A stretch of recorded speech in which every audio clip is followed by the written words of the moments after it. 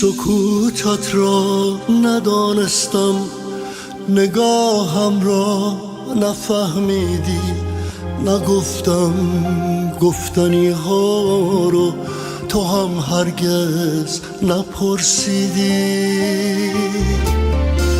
شبی که شام آخر بود، به دست دوست خنجر بود، میان عشق و آینه یه جنگ نابرابر بود.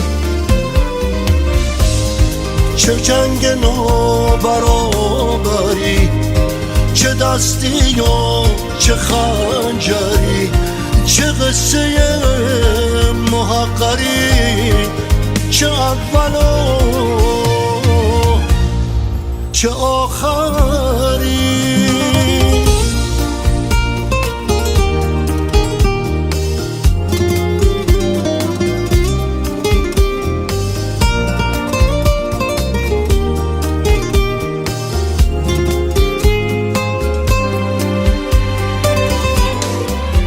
ندانستیم و دل بستیم، نپرسیدیم و پیوستیم، ولی هرگز نفهمیدیم شکار سایه ها هستیم.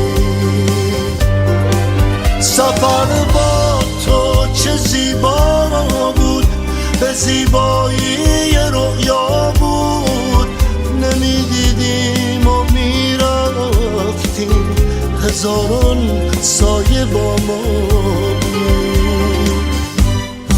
سکوتت را ندانستم، نگاهم را نفهمیدی، نگفتم گفتنی ها رو تو هم هرگز نپرسیدی.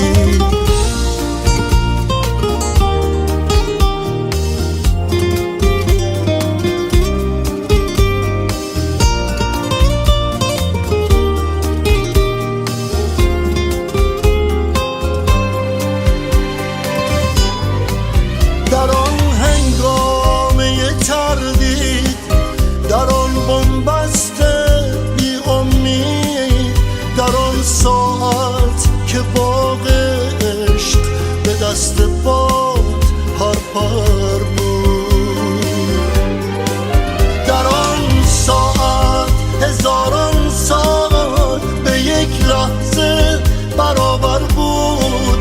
شب آغاز تنهایی، شب پایان باور بود.